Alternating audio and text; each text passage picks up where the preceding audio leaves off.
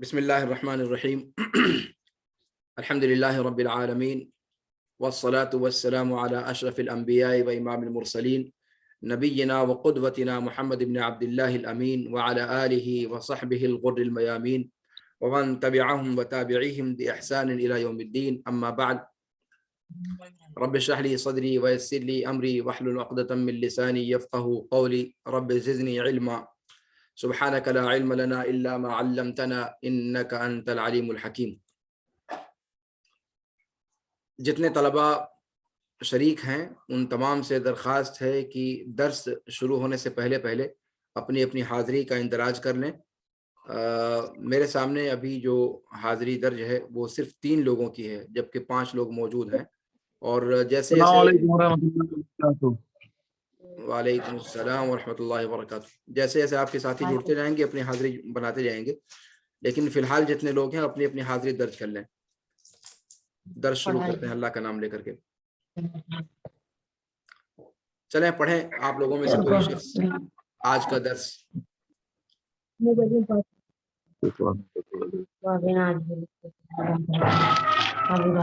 جن کے یہاں سے اضافی آوازیں آ رہی ہیں وہ اپنا مائک میوٹ کر لیں. جن کے یہاں سے اضافی آوازیں آ رہی ہیں وہ اپنا مائک میوٹ کر لیں. اپنے گھر کی آوازیں اپنے ساتھیوں تک نہ پہنچائیں. جی آج کا درس پڑھیں. اعوذ باللہ من الشیطان الرجیم بسم اللہ الرحمن الرحیم وَإِذْ تَأَذَّنَ رَبُّكَ لَيَبْعَثَنَّ عَلَيْهِمْ إِلَى يَوْمِ الْقِيَامَةِ مَنْ يَسُومُهُمْ سُوءَ الْعَذَابِ إِنَّ رَبَّكَ لَسَرِيعُ الْعِقَابِ وَإِنَّهُ لَغَفُورٌ رَحِيمٌ. تأذن أي تفعل من الأذان أي أعلم. قاله مجاهد وقال غيره أمر. وفي قوة الكلام ما يفيد معنى القسم من هذه اللفظة ولهذا اتبعت بالكلام في قوله تعالى ليبعثن عليهم أي على اليهود. جی اتبعت باللام في قوله تعالى اتبعت باللام في قوله تعالى ليبعثن عليهم أي على اليهود إلى يوم القيامة من يصومهم سوء العذاب أي بسبب عصيانهم أوامر الله واحتيالهم عليها. قالوا إن موسى عليه السلام ضرب عليه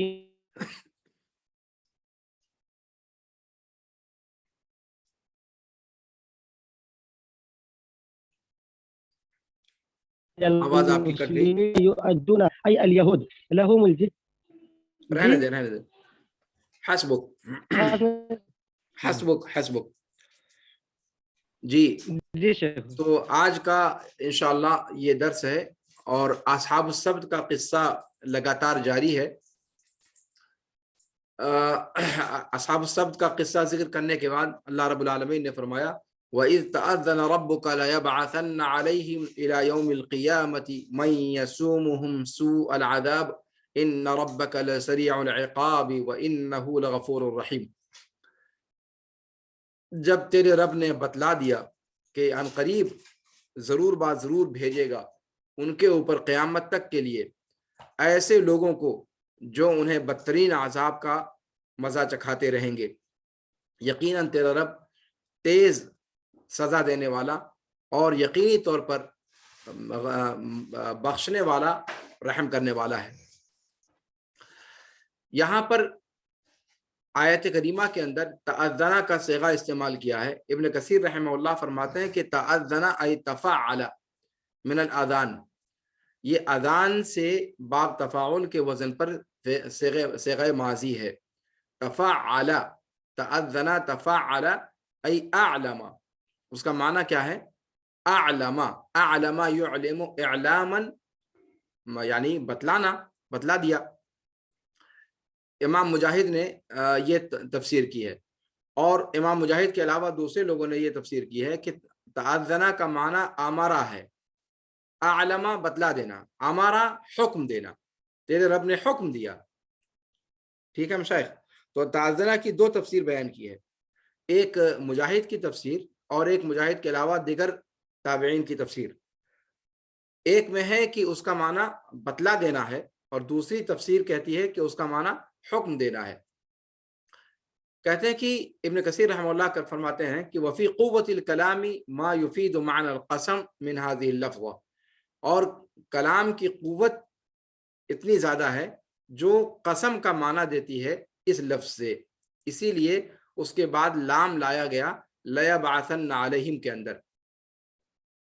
یعنی اللہ رب العالمین نے یہ جو جملہ ارشاد فرمایا ہے، یہ جو جملہ ہے یہاں پر وَإِذْ تَعَذَّنَا، اس کے اندر معنوی طور پر اتنی قوت ہے کہ گویا یہ قسم کے قائم مقام ہے، اور اسی لیے جس طریقے سے جواب قسم پر لام داخل ہوتا ہے، اسی طریقے سے یہاں پر لیبعثن وہاں پر لام داخل ہوا، یہ بتلانے کے لیے کہ اس سے پہلے والا جملہ انتہائی مؤکد جملہ ہے اور اس کے اندر قسم کا معنی پایا جاتا ہے۔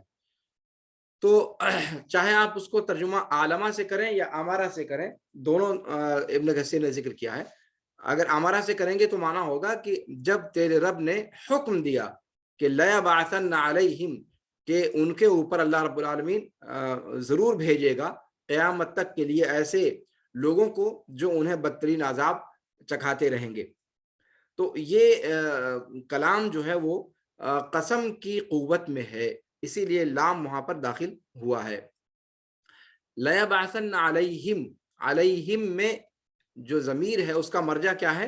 ابن کثیر رحمہ اللہ فرماتے ہیں ای علی الیہود، یعنی یہ معاملہ موسیٰ علیہ السلام کی قوم کا معاملہ ہے، یہود کا معاملہ ہے، جن کا تذکرہ اس سے پہلے ہوتا چلا آ رہا ہے۔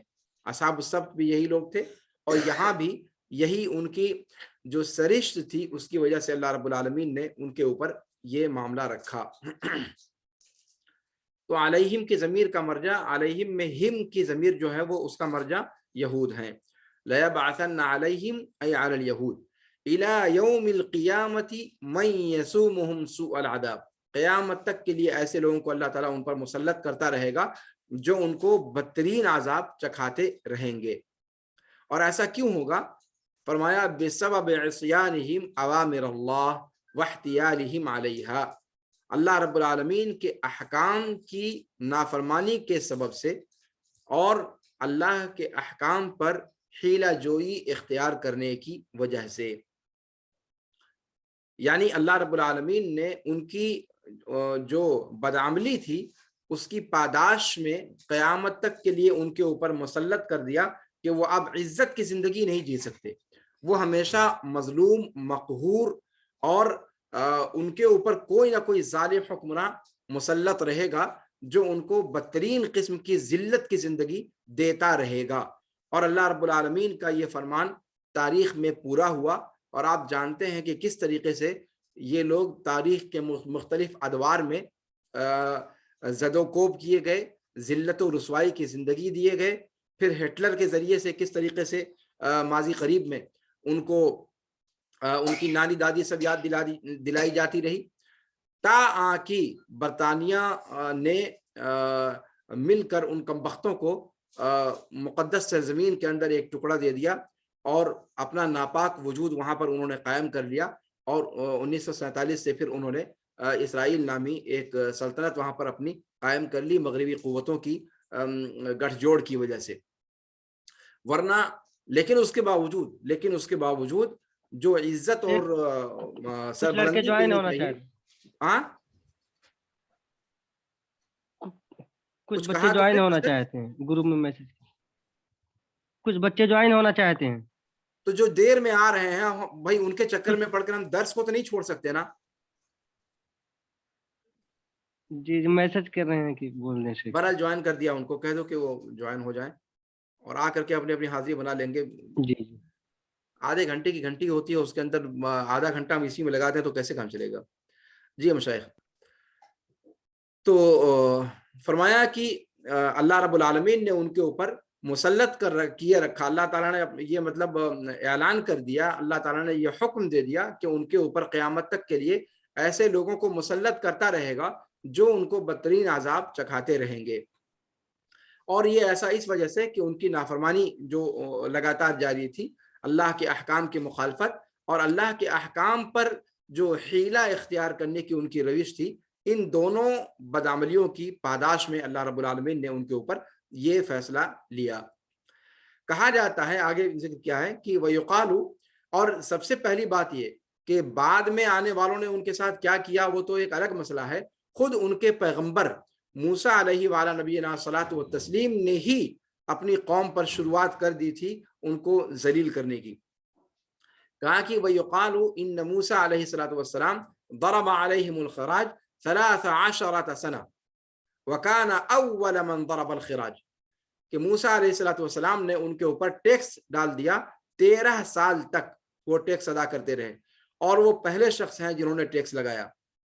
پھر اس کے بعد تاریخ میں یونان اور کلدان اور اس کے علاوہ لوگوں نے، قوموں نے ان کو اپنے زیر نگیں کیا۔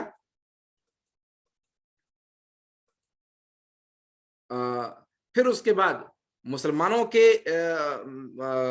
کی حکومت کے تحت رہے وہ لوگ، اور مسلمانوں کو ٹیکس ادا کرتے رہے اور جزیہ ادا کرتے رہے، اور پھر ان کا آخری معاملہ یہ ہوگا قرب قیامت میں کہ وہ دجال کے مددگار ہوں گے، تو مسلمان ان کو قتل کریں گے عیسیٰ علیہ وعلی نبینا الصلاۃ والتسلیم کے ساتھ مل کر کے آخری زمانے میں۔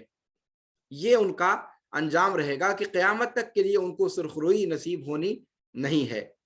اب تک جو ذلت و رسوائی یونان کے ذریعے سے، کلدان کے ذریعے سے، خود نصرانیوں کے ذریعے سے، اور پھر اس کے بعد مسلمانوں کے ذریعے سے جو ذلت و رسوائی ان کو میسر ہوئی وہ ہوئی، اور اب جو مزید باقی رہ گئی ہے وہ دجال کے خروج کے وقت، جب وہ دجال کی پارٹی میں ہوں گے۔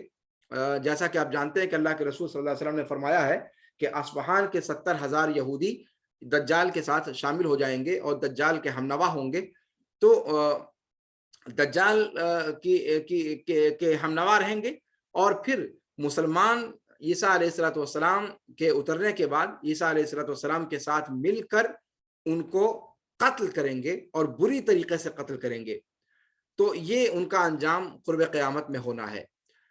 اللہ رب العالمین کی رسوائی کی مار ان کے اوپر قیامت تک کے لیے اللہ تعالیٰ نے مسلط کر دی۔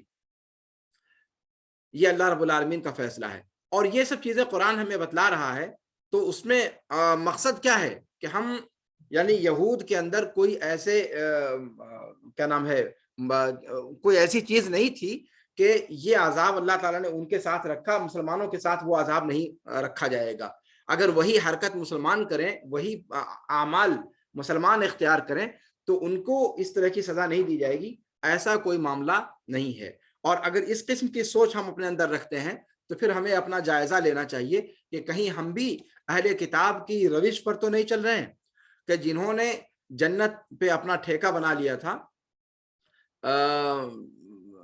وَقَالُوا لَن يَدْخُلَ الْجَنَّةَ إِلَّا مَنْ كَانَ هُودًا أَوْ نَصَارَىٰ، یا جن کو یہ زعم تھا کہ نحن ابناء اللہ وَأَحِبَّاؤُ، کہ ہم اللہ کے بیٹے اور اللہ کے محبوب ہیں، اور پوری دنیا کی ساری مخلوقات کو وہ اپنے سے کمتر سمجھتے تھے۔ تو معاملہ ایسا نہیں ہے۔ اللہ رب العالمین کے ہاں نہ کسی نسل کو مقدس مانا جاتا ہے، اور نہ ہی کسی قوم کا کوئی عہد و پیمان اللہ کے ساتھ ہے۔ اللہ رب العالمین نے فرمایا ان اکرمکم عند اللہ اتقاکم۔ اگر یہ کسی زمانے میں ان کی تکریم اللہ رب العالمین نے کی، من و سلوہ ان کے اوپر اتارا، پتھروں سے چشمے ان کے لیے پھوٹے اللہ کے حکم سے، اور نئے نئے جو ہے سمندر پہ لاٹھی مار کر کے اللہ تعالیٰ نے ان کے لیے راستہ بنایا، ان کی نجات کا راستہ نکالا۔ جہاں ان کی تکریم کی گئی، جب انہوں نے اپنی تکریم کی توقیر نہیں کی اور اپنے اعمال سے انہوں نے اللہ رب العالمین کے احکام کو بالائے طاق رکھ دیا اور حیلہ سازی کے ذریعے سے حلال کو حرام اور حرام کو حلال کرنے کی کوشش کی، یہی سب چیزیں ان کے ہاں تھی۔ تو حیلہ شریعت کے اندر کتنی خطرناک چیز ہے، آپ اس کا اندازہ لگائیں کہ اصحاب سبت کے واقعے کے بعد اللہ رب العالمین نے اس آیت کریمہ کو ذکر فرمایا۔ اس آیت کریمہ کا سیاق اور سباق دیکھیے۔ اگر یہی روش امت محمدیہ میں کوئی طبقہ اختیار کرتا ہے اور اپنی بدتینتی کی وجہ سے شریعت کے اندر حلال چیز کو حرام کرنے کی کوشش کرتا ہے صرف اپنے ہوائے نفس کی خاطر، یا حرام چیز کو اپنے ہوائے نفس کی خاطر حلال کرنے کی کوشش کرتا ہے، اور کیا کیا ہو رہا ہے ہمارے ارد گرد آپ خود اس کا اندازہ لگائیں۔ بیع و شرع کے باب میں، تجارت کے باب میں، اور سود کے باب میں، اور حرام خوری کے باب میں، وہ سب چیزیں جو کل تک یقینی طور پر حرام تھی، کس طریقے سے ان کو قیل اور قال کے ذریعے سے حلال کرنے کی کوشش کی جا رہی ہے۔ تو جہاں شریعت کے اندر حیلہ سازی آئے گی، وہاں پر اللہ رب العالمین اس قوم کو ذلت و رسوائی کی مار مسلط کر دے گا اس کے اوپر۔ یہ اللہ رب العالمین کا قانون ہے، اور یہ قانون کبھی پیچھے نہیں ہٹ سکتا۔ تو اس چیز کو ہمیں ذہن میں رکھنا چاہیے کہ یہاں جو یہودیوں کے ساتھ انجام ہوا، ہمیں بغلے نہیں بجانا چاہیے کہ یہود اسی بات کے مستحق تھے۔ یہود اس بات کے مستحق تھے، اگر یہی یہود کی روش ہمارے اندر پائی جائے تو کیا ہمارے یہاں سرخاب کے پر لگے ہیں کہ ہمارے اوپر اس قسم کے عذاب نہیں آئیں گے؟ تو اس چیز کا جائزہ ہمیں لیتے رہنا چاہیے۔ اور قرآن کریم کی یہ آیات اور قرآن کریم کے اندر جو عبر جو ذکر کیے گئے ہیں، سابقہ قوموں کے جو واقعات کا تذکرہ فرمایا گیا ہے، وہ اس لیے نہیں کہ ہم لوگ انہیں اس کو پڑھ کر کے بغلے بجائیں اور یہود کے حوالے سے شماتت کریں، حاشا وکلا، یہ مقصود نہیں ہے شریعت کا۔ مقصود یہ ہے کہ جن امور کی پاداش میں یہود اپنے اس برے نتیجے کو پہنچے اور اس لعنت کے مستحق ہوئے، اور اللہ رب العالمین کی طرف سے اس ذلت و رسوائی کی مار قیامت تک کے لیے ان پر مسلط ہوئی کہ اب ان کی کوئی توبہ نہیں قبول ہونی، تو ایسا کیوں ہوا؟ اور اگر وہ روش ہمارے اندر پائی جاتی ہے تو ہم کس اعتبار سے، کس منطق سے اپنے آپ کو اس انجام سے باہر شمار کر سکتے ہیں؟ کیوں نہ مانا جائے کہ آج عالم اسلام پر جو ذلت و رسوائی مسلط ہے، کہیں ایسا تو نہیں کہ یہود کے اندر جو بدعمالیاں پائی جاتی تھی، جو ذہنیت پائی جاتی تھی، وہ ذہنیت ہمارے اندر بھی در آئی ہے؟ اس پر غور کرنے کی ضرورت ہے، اور یہی یہاں پر آیت کریمہ ہمیں دعوت فکر و عمل دیتی ہے۔ جی، اس کے بعد اللہ تعالیٰ نے فرمایا ان ربک لسریع العقاب، اللہ رب العالمین بہت جلد سزا دینے والا ہے۔ کس کو؟ لمن عصا۔ ابن کثیر رحمہ اللہ نے آگے فرمایا کہ اللہ رب العالمین سزا دینے والا ہے کس کو؟ لمن عصا، جو اس کی معصیت کرتا ہے، جو اس کے حکم کی پامالی کرتا ہے۔ وَإِنَّهُ لَغَفُورٌ الرحیم لمن تاب، اور اللہ رب العالمین دوسری طرف بخشنے والا، رحم کرنے والا بھی ہے۔ لمن تاب، لمن تاب اس کے لیے جو توبہ کر لے۔ اور آپ جانتے ہیں کہ غفران اور رحمت کی صفت جب ایک ساتھ استعمال میں آتی ہے قرآن کریم کے اندر تو اس کا مقصد کیا ہوتا ہے؟ اس سے پہلے آپ لوگوں نے اس چیز کو پڑھا ہے، کسی کو یاد ہے؟ کون بتائے گا؟ جب غفران اور رحمت کی صفت ایک ساتھ استعمال ہوتی ہے قرآن کریم کے اندر تو اس کا معنی کیا ہوتا ہے؟ اس مصیبت کو ٹال دے اور اس سے پہلے آنے والی مصیبت میں ہمیں مبتلا کرے۔ کوئی گناہ ہو جائے اسے توبہ کرنے کے لیے انسان کہے احسنت، یعنی فی الحال بھی معاف کر دے، مستقبل میں اس طرح کے گناہ نہ ہو۔ احسنت، بارک اللہ فیک۔ غفران اور رحمت کا مطلب یہ ہے کہ غفران سے دلالت ہے کہ جو پچھلا گناہ ہو چکا، جو پچھلی معصیتیں ہو چکی، اللہ رب العالمین ان کو اپنے دامن ستر میں جگہ دے دے، اللہ رب العالمین اس پہ قلم پھیر دے، یعنی اس کو شمار نہ کرے۔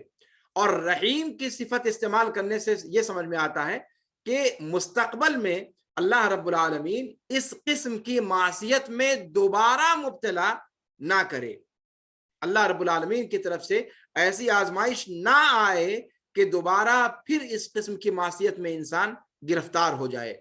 تو یہاں پر دیکھیے، جہاں ایک طرف قرآن نے یہ کہا کہ اللہ رب العالمین بہت جلد سزا دینے والا ہے، وہیں دوسری طرف اللہ رب العالمین کی اس صفت کا بھی ذکر کیا، یعنی اللہ رب العالمین اپنے طور پر پہل نہیں کرتا کسی قوم کو عذاب دینے میں۔ اللہ رب العالمین کی اس میں بالکل کوئی قطعاً دلچسپی نہیں ہے کہ وہ اپنی مخلوقات میں سے کسی بھی مخلوق پر شکنجہ کسے اور ان کو مبتلا آزمائش کرے. لیکن ایسا ہوتا کیوں ہے؟ خود جب مزاج کے اندر سر پھراپن آ جائے اور انسان راہ مستقیم سے لگاتار اصرار کے ساتھ غلط روش اور غلط ڈگر کو اختیار کر لینے پر مصر ہو جائے، تب اللہ رب العالمین ایسے موقع پر پھر چھوڑتا بھی نہیں ہے. ان ربک لسریع العقاب، اللہ رب العالمین فوراً سزا دینے والا ہے. یہاں بھی آپ دیکھ رہے ہیں اصحاب السبت کا معاملہ کیا ہوا. اللہ رب العالمین نے ان کو ٹالا نہیں، ان کی معصیت کے مان بعد جیسے ہی یہ معاملہ ہوا اللہ رب العالمین نے فرما دیا کونوا قردۃ خاسئین. تو یہ سریع العقاب کا مظہر ہے. لیکن کیا سریع العقاب سے یہ سمجھنا چاہیے کہ اللہ رب العالمین رحم و کرم کرنے والا نہیں ہے؟ حاشا وکلا. اگر نادانی میں انسان جب بھی کوئی معصیت کرتا ہے تو وہ نادانی میں کرتا ہے. یہ چیز تو آپ جانتے ہیں، قرآن کریم نے اس چیز کو اپنی اصطلاح میں جہالت کہا ہے. یعنی انسان جان بوجھ کر بھی اگر کوئی معصیت کرتا ہے تو معصیت کرنے کے وقت میں وہ جاہل ہوا کرتا ہے، نادان ہوا کرتا ہے. لیکن اگر معصیت کے مان بعد ایک متقی اور پرہیزگار اور ایک مومن بندہ ہے تو اس کو فوراً ادراک ہو جاتا ہے کہ اس نے بہت غلط کام کر دیا، اور یہ احساس ہوتے ہی وہ اللہ رب العالمین کی طرف رجوع ہوتا ہے، توبہ اللہ کرتا ہے، اللہ رب العالمین کی بارگاہ میں آ کر کے احساس ندامت اور پشیمانی کے آنسو بہاتا ہے، اور تب اللہ رب العالمین کی رحمت جوش میں آ جاتی ہے. اور جہاں سزا کا مستحق تھا وہ، اس کی جگہ پر اللہ رب العالمین غفران کا رویہ اس کے ساتھ اختیار کرتا ہے، اور اس کی سچی توبہ نصوح کو دیکھ کر کے اللہ رب العالمین مستقبل میں پھر اس قسم کی آزمائش میں پڑنے سے اس کو روکتا ہے. تو یہاں پر ان ربک لسریع العقاب آپ دیکھ رہے ہیں کہ یہ دو پہلو ذکر کیا گیا ہے اللہ رب العالمین کی صفات میں سے. تو یہ دو پہلو کیوں ذکر کیا ہے؟ ابن کثیر کہتے ہیں لتبقى النفوس بین الرجاء والخوف، اس لیے کہ جو انسانوں کے دل ہیں وہ امید اور خوف کے درمیان رہیں. ایسا نہ ہو کہ امید کا اتنا غلبہ ہو جائے کہ انسان سرکشی پر اتارو ہو جائے کہ اللہ تعالیٰ بہت مہربان ہے، چلو معاف کر دے گا، جو بھی کرو، جتنا بڑا بھی جرم کرو، کوئی مسئلہ نہیں ہے، اللہ تعالیٰ معاف کرنے کے لیے تو بیٹھا ہی ہوا ہے. نعوذ باللہ ثم نعوذ باللہ. تو امید کا پہلو اتنا غالب کر لے انسان کہ اللہ کی معصیت کرتے ہوئے اس کا دل نہ کانپے، اس کے دل میں تھراہٹ نہ آئے، تو پھر یہ امید انسان کو ہلاکت تک پہنچانے والی ہے. اسی کے لیے فرمایا، اور یہ چیز انسان کے اندر زیادہ ہوتی ہے. اسی لیے اللہ رب العالمین نے جب دونوں صفتوں کو ذکر کیا تو پہلی صفت جس کا مقدم کیا ہے اللہ تعالیٰ نے وہ ہے سریع العقاب. ان ربک لسریع العقاب، ایک دم مؤکد لہجے میں. ایک تو جملہ اسمیہ ہے، پھر اس پر ان داخل کیا گیا، پھر اس کے بعد خبر پر لام داخل کیا گیا. اور آپ جانتے ہیں کہ یہ تاکید کی آخری شکل ہے عربی زبان کے اندر، قسم کو چھوڑ دیا جائے اگر تو اتنا مؤکد لہجہ ہے. تو سزا کے پہلو کو پہلے ذکر کیا اس لیے کہ انسان کا جو دل ہے، انسان کا جو نفس امارہ ہے، وہ انسان کو لگاتار ڈھیل دیتا چلا جاتا ہے کہ وہ گناہ اور معصیت کے کام کرتا رہے، کوئی مسئلہ نہیں، اللہ تعالیٰ غفور الرحیم ہے. اس چیز پر انکش لگانے کے لیے اللہ رب العالمین نے سب سے پہلے سریع العقاب کی صفت کو ذکر کیا ہے کہ اللہ رب العالمین کے ساتھ چال بازی اختیار کرنے کی کوشش نہ کرو. کوئی پتہ نہیں کہ اللہ رب العالمین کس وقت تمہاری روح قبض کر لے. بہت ممکن ہے کہ جس وقت تم معصیت کے ارتکاب میں منہمک ہو اور تمہیں یہ توقع ہو کہ اس کے بعد 2-4 سال معصیت کرنے کے بعد توبہ کر لیں گے، اسی بیچ میں اللہ رب العالمین فرشتے کو حکم دے اور تمہاری روح قبض کر لی جائے. تو اور دوسری بات یہ کہ معصیت کے اندر منہمک ہونے کے دوران ہی اللہ رب العالمین اپنے عذاب میں گرفتار کر لے، کیا اس بات سے انسان معمون ہے؟ اس چیز پہ کو ذہن میں رکھنا چاہیے. تو گویا لسریع العقاب. اچھا، اور یہ بھی نہیں کہ انسان اللہ رب العالمین کی پکڑ کو اتنا زیادہ اپنے اوپر طاری کر لے کہ اس پر لرزہ طاری ہو جائے اور اللہ کی رحمت سے ہی مایوس ہو بیٹھے کہ اللہ رب العالمین میں تو اتنا زیادہ گنہگار ہوں، اتنا زیادہ بدکار ہوں کہ اللہ تعالیٰ تو مجھے معاف کر ہی نہیں سکتا. اب یہ خوف کی زیادتی ہے، خوف کی زیادتی بھی انسان کو ہلاکت تک لے جاتی ہے، اور امید کی زیادتی، بہت زیادہ امیدیں باندھ لینے کی زیادتی بھی انسان کو تباہی و بربادی تک لے جاتی ہے۔ تو اس لیے شریعت نے ہر موقع پر خیال رکھا ہے کہ انسان رجا اور بیم کے درمیان، امید و بیم کی کیفیت میں رہے، خوف اور رجا کے درمیان رہے۔ اسی لیے فرشتوں کی جو عبادت کا ذکر ہے وہاں بھی اللہ تعالیٰ نے ذکر کیا ہے کہ وہ خوف اور رجا کے بیچ میں اللہ کی عبادت کرتے ہیں۔ تو خوف اور رجا دونوں کے بیچ میں جب انسان عبادت کرتا ہے تو اس کی عبادت اعتدال کے ساتھ ہوتی ہے اور خلوص کے ساتھ اللہ رب العالمین کی جس طریقے سے اللہ نے حکم دیا ہے اس طریقے سے وہ عبادت کر پاتا ہے۔ تو ایک طرف اللہ رب العالمین کے عذاب کا اندیشہ بھی ہو، خوف بھی ہو، اللہ کی پکڑ کا ڈر بھی ہو، اور دوسری طرف اللہ رب العالمین کی صفت غفران اور صفت رحمت کا استحضار بھی انسان کے ذہن و دماغ میں ہونا چاہیے۔ اور اسی لیے شریعت کے اندر وہ رویہ نہیں اختیار کیا گیا جو آپ دیکھتے ہیں بعض دیگر قوموں کے اندر پایا جاتا ہے، کہ بعض دیگر قوموں کے اندر جب کوئی گناہ کا کام کرتا ہے تو اپنے جو معبودان باطلہ ہیں ان کو خوش کرنے کے لیے کہتے ہیں کہ صاحب اتنے 100 کلومیٹر پر ان کی عبادت گاہ ہے، وہاں تک میں الٹا چل کر کے جاؤں گا، الٹا چل کے قلع بازیاں کھاتے ہوئے جاتے ہیں۔ بہت سارے مذہب میں کھانا پینا چھوڑ کر کے روزہ رکھا جاتا ہے، اپنے آپ کو جسم کو ہلاکت کے دہانے پر پہنچا دیا جاتا ہے کہ یہ اپنے گناہوں کی پاداش میں چاہتا ہوں کہ مطلب ہمارا جو معبود ہے وہ اس کو معاف کر دے۔ اسلام کے اندر ایسا کوئی تصور نہیں ہے۔ اسلام کے اندر اللہ رب العالمین کی صفت غفران اور اللہ رب العالمین کی صفت جو سریع العقاب کی جو صفت ہے، ان دونوں کے درمیان بندوں کو رہنے کا حکم دیا گیا ہے۔ نہ اپنے اوپر اللہ رب العالمین کا خوف اس درجہ انسان مسلط کرے کہ وہ اپنی بخشش سے مایوسی کے درجے تک پہنچ جائے، اور نہ اللہ رب العالمین کی صفت غفران کو اتنا زیادہ جو ہے اپنے اوپر مسلط کر لے کہ معصیتوں پہ معصیتیں کرتا جائے اور رجوع کی توفیق اس کو نہ مل سکے۔ ان دونوں کے درمیان شریعت کا مزاج ہے۔ کس کے یہاں سے اضافی آوازیں آ رہی ہیں وہ اپنی آواز بند کر لیں۔ خود آپ لوگوں کو اندازہ ہو رہا ہوگا کہ کسی کے یہاں سے اضافی آواز آ رہی ہے۔ جی، تو یہ جو ہے یہاں پر مضمون بیان کیا گیا ہے۔ جی پڑھیے۔ اس کے بعد اللہ رب العالمین فرماتا ہے کہ وَقَطَّعْنَاهُمْ فِي الْأَرْضِ أُمَمًا، وَقَطَّعْنَاهُمْ ابھی سلسلہ انہی کا چل رہا ہے، بنو اسرائیل ہی کا سلسلہ چل رہا ہے۔ وَقَطَّعْنَاهُمْ فِي الْأَرْضِ أُمَمًا مِنْهُمُ الصَّالِحُونَ وَمِنْهُمْ دُونَ ذَلِكَ وَبَلَوْنَاهُمْ بِالْحَسَنَاتِ وَالسَّيِّئَاتِ لَعَلَّهُمْ يَرْجِعُونَ فَخَلَفَ مِنْ بَعْدِهِمْ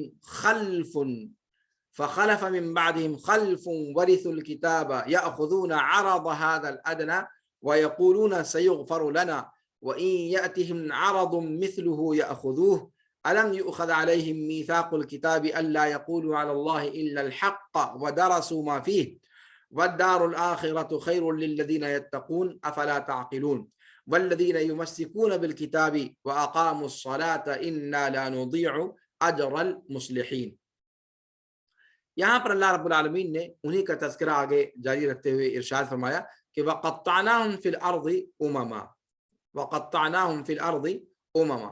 اللہ رب العالمین فرماتا ہے کہ ہم نے ان کو زمین میں ٹکڑوں میں بانٹ دیا، الگ الگ جماعتوں میں، الگ الگ ٹولیوں میں ان کو کر دیا۔ مِنْهُمُ الصَّالِحُونَ وَمِنْهُمْ دُونَ ذَلِكَ، ان میں سے بعض نیکوکار ہیں اور بعض نیکوکار کے علاوہ ہیں۔ نیکوکار کے علاوہ کون سے ہو سکتے ہیں؟ کچھ لوگ نیک تھے اور کچھ لوگ اس کے علاوہ تھے، تو اس کے علاوہ کون ہوئے؟ یعنی برے لوگ، برے لوگ۔ احسن۔ اور ان کی صفت برائی سے اس لیے نہیں کی گئی کیونکہ ان کے اندر قسم قسم کی برائیاں پائی جاتی، قسم قسم کی برائیاں پائی جاتی ہیں، یہ بھی کہہ سکتے ہیں۔ اور یہ بھی کہہ سکتے ہیں کہ انسان گندے لفظ سے حتی المقدور اپنی زبان کو پاک رکھنا چاہتا ہے۔ عام طور پہ آپ دیکھیے اپنی گفتگو میں ہم چاہتے ہیں کہ ایسے الفاظ استعمال نہ کریں جو صراحت کے ساتھ مناسب نہ ہو، ایک بات۔ دوسری بات یہ کہ ابن کثیر کو پڑھتے ہیں، وہ اس کی زیادہ وضاحت کریں گے۔ کہتے ہیں ابن کثیر رحمہ اللہ کہ یذکر تعالی ان فرقهم فی الارض طوائف وفرقا، اللہ رب العالمین ذکر فرما رہا ہے اس آیت کریمہ میں کہ ان فرقهم فی الارض، کہ ان کو زمین میں بکھیر دیا الگ الگ گروہوں اور الگ الگ ٹولیوں کی شکل میں، ٹھیک ہے؟ یعنی ایک جگہ جو بسے ہوئے تھے وہ ان کی بستی ایک جگہ باقی نہیں رہ گئی، اپنے ان اعمال کی وجہ سے وہ اللہ رب العالمین کے ہاں مبغوض ہو گئے، مغضوب ہو گئے، مبغوض ہو گئے، جیسا کہ قرآن کہتا ہے قیامت تک کے لیے قرآن نے آیت اتار دی غیر المغضوب علیہم ولا الضالین۔ ہم اور آپ ہر 24 گھنٹے میں 17 دفعہ کم از کم اس حرام خور قوم سے اللہ کی پناہ مانگتے ہیں غیر المغضوب علیہم کہہ کر کے۔ تو یہ مغضوب علیہم اللہ کے رسول صلی اللہ علیہ وسلم نے وضاحت فرما دی ہے کہ اس سے مراد کون ہے؟ یہی ذلیل قوم ہے جن پر اللہ کا غضب ہوا۔ تو اللہ کے غضب کے نمونوں میں سے ایک نمونہ کیا تھا کہ اللہ رب العالمین نے ان لوگوں کی جمعیت کو منتشر کر دیا، ان کے اتحاد کے شیرازِ اتحاد کو بکھیر دیا، ان کو زمین کے مختلف حصوں میں آوارہ گردی پر مجبور کر دیا، ٹکڑے ٹکڑے اور گروہوں میں اللہ رب العالمین نے ان کو تقسیم کر دیا۔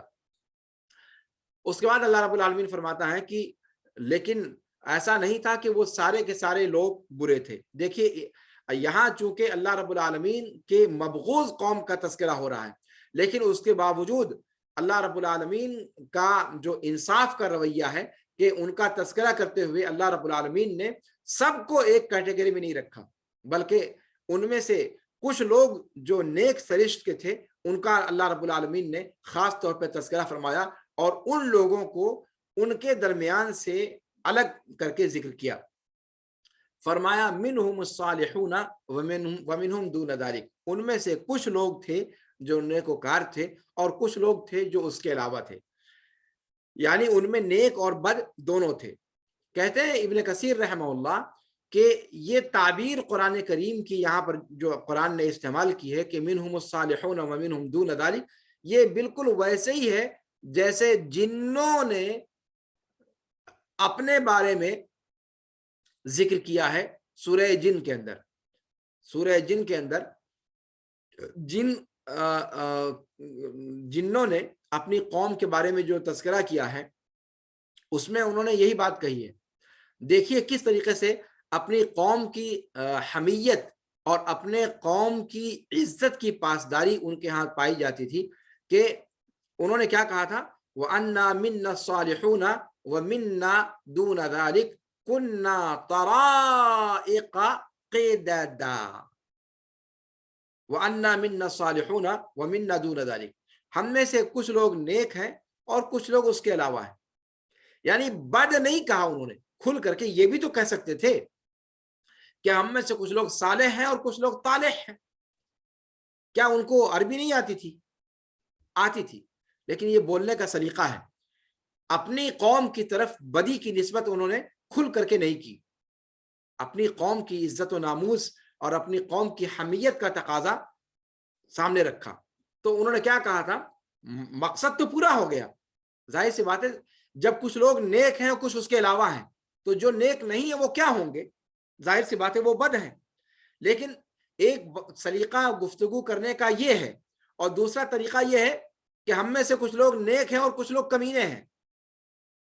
اب یار ٹھیک ہے کمینے ہیں، لیکن وہ کمینگی کس کے اوپر آپ نے فٹ کی؟ اپنے قوم کے اوپر۔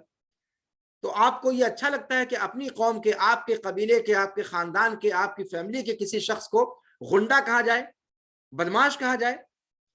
آپ یہ گوارہ کریں گے گرچہ وہ غنڈہ ہو؟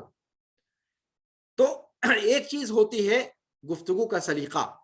تو جنوں کے ہاں یہ چیز آپ دیکھیے کہ ان کے ہاں گرچہ وہ بھی خار کھائے ہوئے تھے، یہ نیکوکار لوگ تھے جن کی زبان پر یہ بات آئی، یہ خار کھائے ہوئے تھے اپنی قوم کے بدقماش لوگوں سے، اپنی قوم کے بدقماش لوگوں سے خار کھائے ہوئے تھے، ان سے یہ متفق نہیں تھے، لیکن اس کے باوجود تھے تو ان کی قوم کے لوگ، اس لیے انہوں نے طریقہ کیا اختیار کیا، وَأَنَّا مِنَّا صَالِحُونَ وَمِنَّا دُونَ ذَلِكَ، کچھ لوگ ہم میں سے نیک ہیں اور کچھ لوگ اس کے علاوہ ہیں، كُنَّا طَرَائِقَ قِدَدًا، ہم میں الگ الگ راہوں کے راہی پائے جاتے ہیں، ٹھیک ہے۔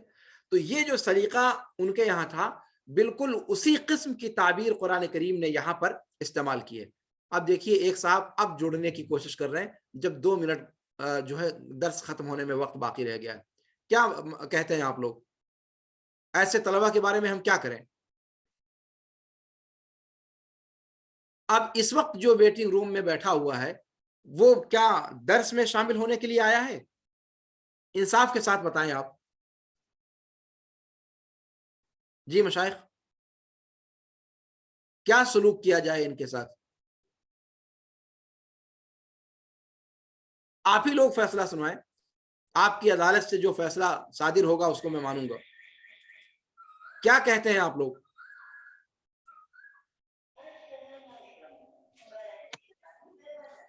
ہاں بھائی مفضل۔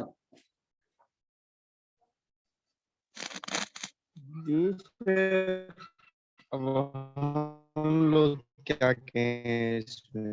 نہیں، آپ خود سوچئے، 1 منٹ کا وقت رہ گیا ہے اور وہ صاحب اب جوائن ہونا چاہتے ہیں۔ ہو سکتا ہے کہ نیٹ کا پرابلم ہو اس کے یہاں۔ ارے کچھ نہیں، نیٹ کا پرابلم ہے، پہلی بار کوشش کیا اس نے، اس سے پہلے کوئی کوشش ہی ان کی طرف سے نہیں ہوئی۔ شیخ مدرسے سر کا پہلے ہوگا، بلا لیا جائے، مدرسے پر بچوں کو بلا لیا جائے، مدرسے پر بچوں کو بلا لیا جائے ان قریب انشاءاللہ۔ اس کے لیے حالات جیسے سازگار ہوتے ہیں انشاءاللہ ایسے ہی کیا جائے گا۔ انشاءاللہ۔ جی چلیے، بہرحال آج کا وقت مکمل ہوا اور انشاءاللہ پھر آج جو درس باقی رہ گیا ہے اس کو کل مکمل کریں گے۔ منہم الصالحون ومنہم دون ذالک تک گفتگو ہوئی ہے، اس کے بعد کا جو حصہ ہے وہ انشاءاللہ کل کے درس میں مکمل کریں گے۔ آج اسی پر اکتفا کرتے ہیں۔ ھذا وصلی اللہ وسلم علی نبینا محمد وعلی آلہ وصحبہ اجمعین، والسلام علیکم ورحمۃ اللہ تعالی وبرکاتہ۔ 10-15 منٹ کے بعد آپ لوگ اگلی گھنٹی انشاءاللہ جوائن کریں، یعنی ابھی 11:15 ہو رہا ہے نیپالی۔